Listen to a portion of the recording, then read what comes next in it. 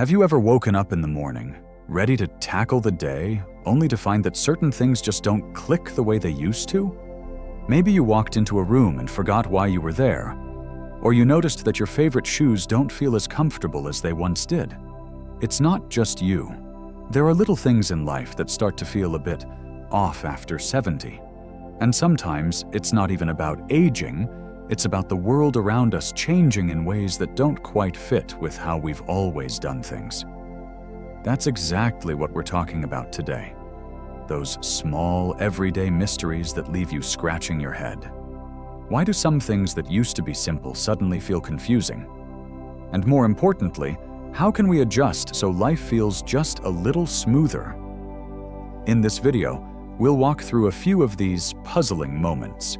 Things like why technology feels like it's moving faster than we can keep up, or why our bodies don't always cooperate the way they once did. And don't worry, we're not just pointing out problems.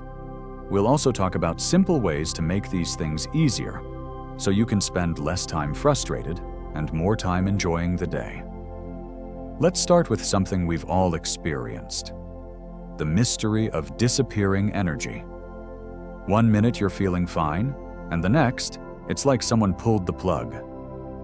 It's not just about being tired. It's that the energy you once relied on now seems to come and go on its own schedule. The truth is, our bodies change, and what fueled us at 50 doesn't always work the same at 70. Maybe you used to skip breakfast and power through the morning, but now starting the day without a good meal leaves you dragging by noon. Or perhaps you notice that staying active actually gives you more energy, but it's harder to get moving in the first place. The key isn't to fight it, it's to listen to what your body's telling you. Small adjustments, like eating lighter meals more often or taking short walks, can make a world of difference. Then there's the way time seems to play tricks on us. Remember when an hour felt like plenty of time to run errands? Now, it feels like the clock speeds up the moment you step out the door. Part of it is that we move a little slower, and that's okay. But another part is that the world around us has gotten faster. Cars zoom by quicker, checkout lines feel more impatient, and even TV shows cut from scene to scene like they're in a hurry. It's not that we can't keep up, it's that we don't always want to. And why should we? There's a lot to be said for taking your time, savoring moments, and not rushing just because everyone else is.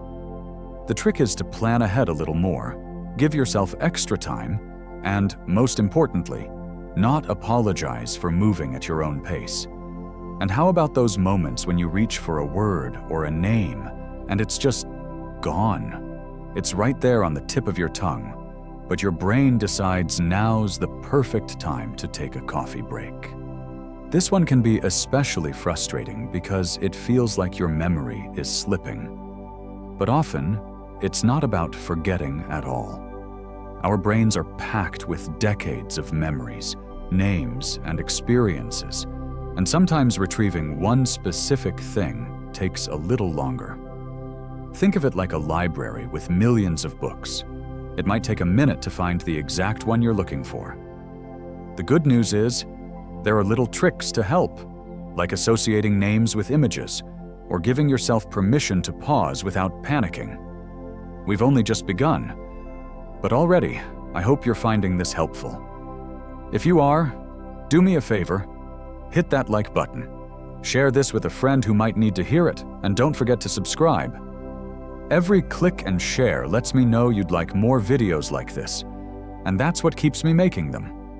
Now, let's talk about something else that might feel a little out of place these days: the way social rules seem to have shifted when we weren't looking. Isn't it funny how the rules of polite conversation seem to have changed without anyone telling us? You might find yourself holding the door for someone, only to get no thank you in return. Or maybe you've noticed that phone calls have been replaced by quick texts, and half the time, those texts are in abbreviations you'd need a dictionary to understand. It's not that people are ruder these days.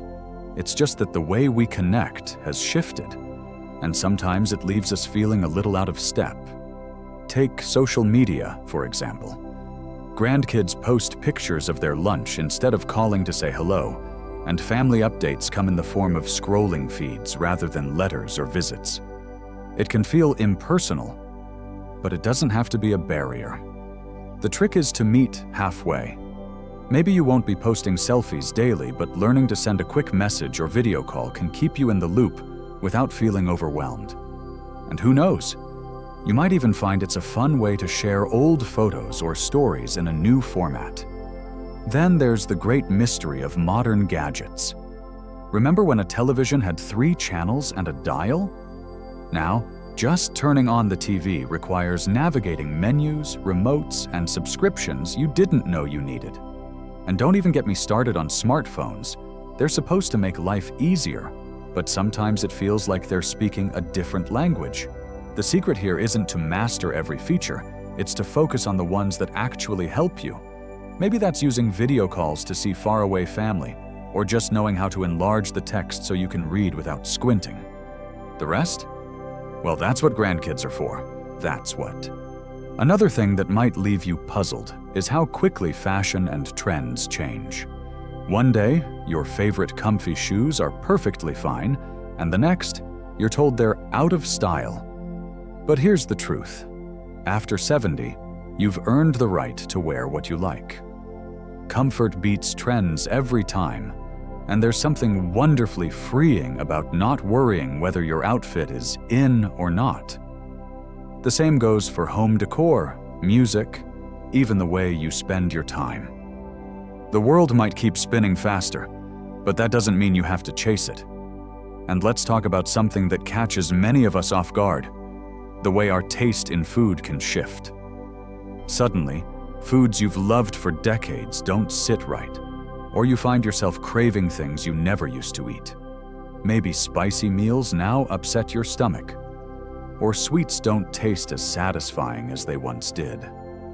Our bodies change, and so do our nutritional needs. Instead of forcing down what no longer works, why not explore new flavors? You might discover a love for herbal teas, roasted vegetables with a dash of seasoning, or even a new fruit you've never tried before. Eating should still be a joy. It just might look a little different now. If this is resonating with you, I'd love your help. Hit that like button if you've ever thought, "That's exactly how I feel." And if you know someone who'd appreciate this conversation, share it with them. Subscribing means you won't miss the next part, where we'll wrap this up with a few more things that might surprise you, including the biggest one of all. For now, let's talk about the way hobbies and interests evolve, or why some pastimes just don't hold the same magic they used to. Isn't it interesting how the activities that once brought us so much joy can sometimes feel different as the years go by? That garden you used to tend for hours might now feel like too much bending and kneeling. Or maybe the books you loved reading don't hold your attention the way they once did. It's not that you've lost interest in life. It's that your interests are evolving, just like you are. And that's actually a beautiful thing. Take hobbies, for example. The crafts or projects that used to fill your afternoons might require more patience now, or your hands might not be as steady as they once were. But here's the wonderful part. This could be your chance to discover something new. Maybe watercolor painting is easier on your joints than woodworking, or listening to audiobooks feels more enjoyable than straining your eyes on small print. The key is to adapt, not abandon. Your hobbies should bring you pleasure, not frustration. And then there's the curious way relationships change. Some friendships that lasted decades might drift apart, while new connections can blossom in the most unexpected places, like at a community class or even online. It's natural to feel wistful about the people who are no longer part of your daily life, but it's also worth celebrating the relationships that still bring warmth and laughter. Sometimes, a short but meaningful conversation with a neighbor can brighten your day more than a dozen superficial chats used to. Quality over quantity becomes the new rule. One of the biggest surprises after 70? How your perspective on time shifts. Birthdays that used to feel exciting might now feel like just another day, or they might feel more precious than ever. You might find yourself thinking more about legacy than deadlines, more about moments than milestones. And that's not a bad thing. It means you're focusing on what truly matters. The clock might be ticking, but that just makes the present moment more valuable. Finally, let's talk about the most important thing of all: how you define yourself. Society might try to put labels on us as we age: retired, elderly, senior, but those words don't capture who you really are. You're not just your age, you're a collection of experiences, wisdom, and stories that no number can define. Maybe you don't run as fast as you used to, but you laugh just as loud. Maybe you need a little more rest, but your dreams are just as vibrant. The things that don't make sense after 70 aren't flaws. They're just signs that you're living a life rich with change and growth. So here's my challenge to you. The next time something feels out of step, whether it's technology, relationships, or even your own body, take a deep breath and remind yourself that adaptation isn't surrender, it's wisdom. You've navigated decades of changes before, and you've got the strength to navigate these too. If this conversation resonated with you, I'd be so grateful if you'd hit the like button. It lets me know these topics matter to you. Share this with someone who might need to hear it today, and if you haven't already, subscribe to the channel for more chats like this. Life after 70 isn't about everything making perfect sense. It's about finding joy in the questions too. From the bottom of my heart, thank you for watching. Remember, every year is a gift, even the confusing ones. Now go enjoy that beautiful day, and I'll see you in the next video.